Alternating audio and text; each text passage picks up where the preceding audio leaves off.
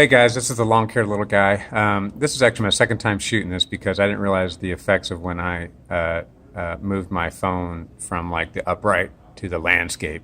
Anyways, it should make it a little bit shorter, which is actually good. I've already actually added. I was going to show you guys how I transfer the data from my daily uh, worksheet that I take with me out on the job and translate that into my database. So I'm just going to kind of show you just briefly how that happens. So I'm going to flip this around and I'll let you guys see what I do. All right, here we go. Okay, so we started with this, right? And I had to add some of these things in here. Oops. Okay, here's my jobs, right? I got the names, what I'm going to do. I got a line through it because that means I completed the job. And X means I did not do the job that day, okay, for whatever reason. And then I got my expenses, my payments, and my mileage, and all that stuff. So all this goes into a database, and I consolidate. I total these up, put it down at the bottom, and then I actually add that number also in the database. So I'm going to go on over the database, and I'm going to show you guys how that works, okay? Here we go. I'm going to go tab by tab. So I'm going to change this over to a Schedule C. Schedule C tab is actually what my accountant gave me. So that I can give him all the information that he needs efficiently so that he doesn't have to charge me as much for my taxes. So this is a form that I recreated in Excel to auto-populate based off of information I put in the other tabs down here. Okay? So anyways, I'm going to move along. Here's my income summary, right?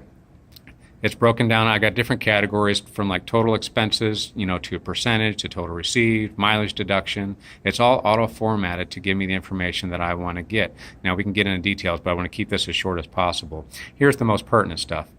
You can see I've got a 12-month, 5-week, 12-month columns, and I've got 5-week lines, all right? Because some months have 5 weeks. And basically, this is my big number that I totalized over here.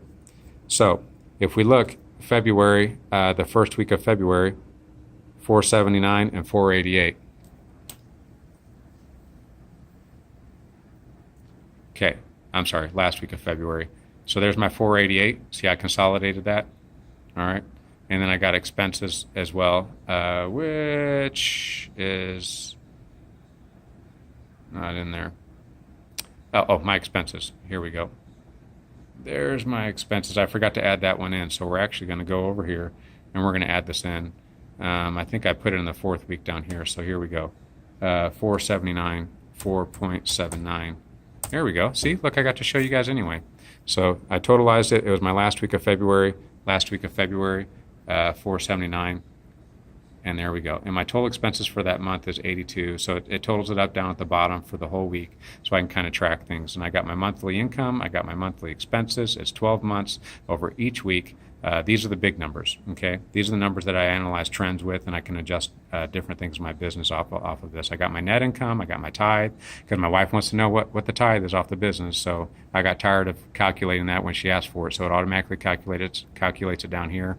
I've also got total lawns over here, so I just manually enter that in. So let's just say that February, if I would have mowed 20 more lawns, I would have just made that 21 manually.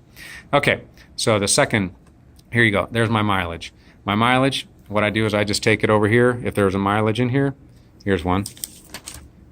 I add in my mileage. A check mark means that I've entered it. If there's no check mark, it means I didn't enter it. So here's my mileage. So I basically keep a running total over here. It's really simple. All it is to keep track of my daily mileage based off of day, the beginning and ending mileage, and then it calculates it over here, and then it automatically populates it over here, and also over here. Get down to mileage, get down to mileage. There it is. 90 miles, business miles during this period. The period is a year. Okay, so basically I have to put, why would I have a negative number there? Because this number is actually smaller than this number, so when you get a difference, this number would have ended up being a negative if that would have happened, if I would have subtracted or whatever. So I have to make this a negative to make this number a positive. And then I've got my expenses, so because I've got payments, mileage, let's hear expenses. Here's my different categories that parallels the Schedule C. Okay, so when I make a change in here, like when I added this in here, it actually updated it automatically over here. Oh, let me go up.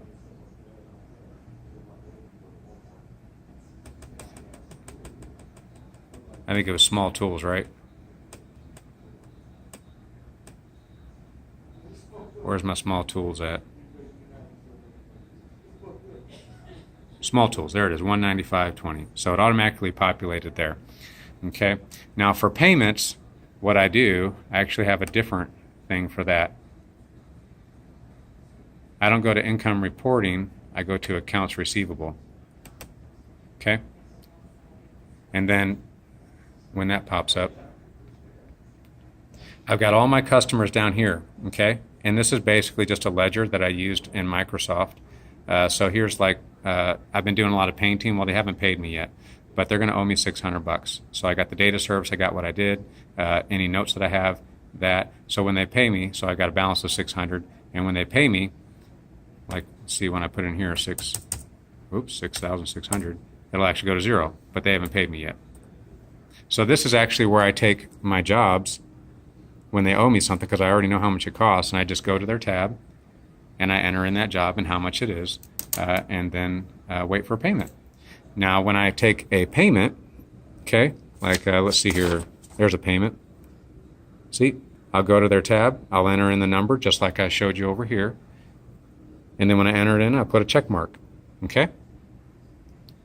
So that's how I keep track of my payments, that's how I keep track of my expenses, and that's how I report to my tax guy. But anyways, it seems like a lot, right? But it only takes me about 20 minutes to do this, okay? And it's what worked for me. Try if you don't like it, or if you have other ways, and a lot of people do, something that's working for them, then just take the good and leave the bad, you know. But if you're a small operation and you're like me and you're having trouble keeping track of stuff, this is what worked for me. Now, what I want to try to do to simplify it is I actually just want to have like one screen and an Access database, not an Excel database, where I can just put in payments, I can put in expenses right off of the home screen, where I just click a button, you know, like say an expense button or add an expense button, and then it pops up my worksheet that will automatically add it to where it needs to be added and calculate it. I want to be able to pull reports, because really the summary sheet with all the months and all that type of stuff, that is really just a report for me. But it really doesn't have a whole lot of functionality except for just holding information. But I can't pull up specific things like, hey, how much money did I take from this customer during this month?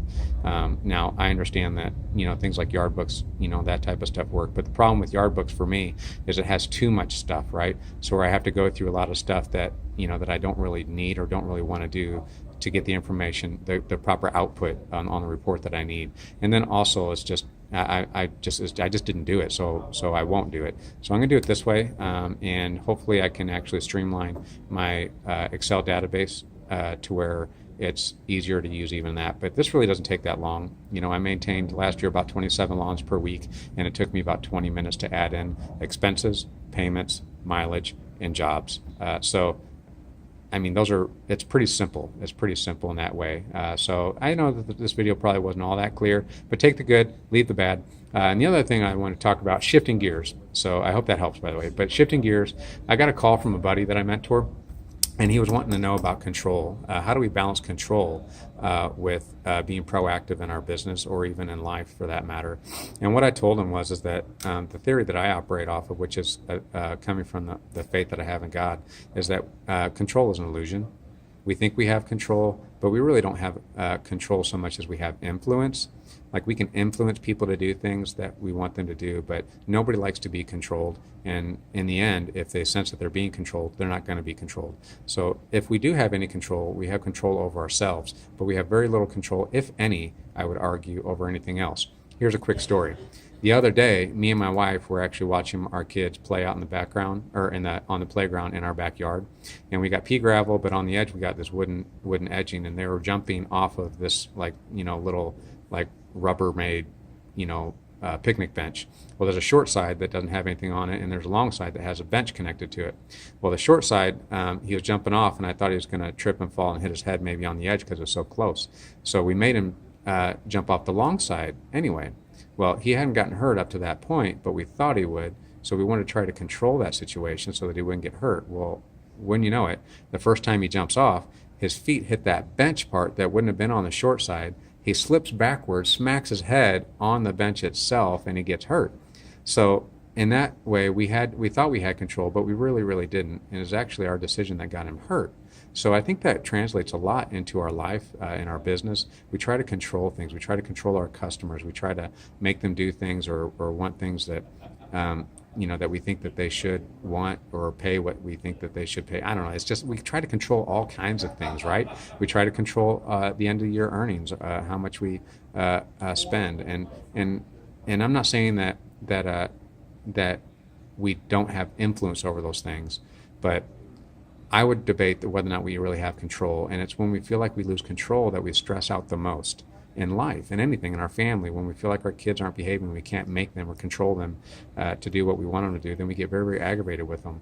But I just want to encourage everybody to take an attitude of influence. We don't really have so much control as we do influence, okay? God is sovereign and God is in control. And the testimony of my life in that is that 5 years ago, if you would have asked me, would I be doing what I'm doing now? Would I be mowing lawns? This is my fourth season. I would have been like, I would have known. I had a whole different plan in mind. But very few times do my plans actually work out in the long run, which makes me believe furthermore that I don't have so much control as God is in control of everything, and He allows me to take part in my own life and in His will for my life. But I think I know what's best, and that's where I think I have control. But really, God knows what's best for me. So, like I said, this comes from an attitude of faith. But I think even if you don't have a particular faith or my faith, I think you would agree that many times life doesn't always turn out the way we thought it would. And I think and it could surprise us if we let it. But that surprise comes from the attitude that we have control.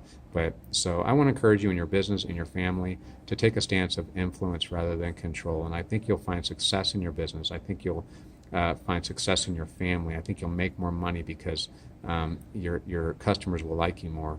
They'll want you more. They'll want to see you more. Your family will enjoy. You'll enjoy your family because we seek to influence them, not control them.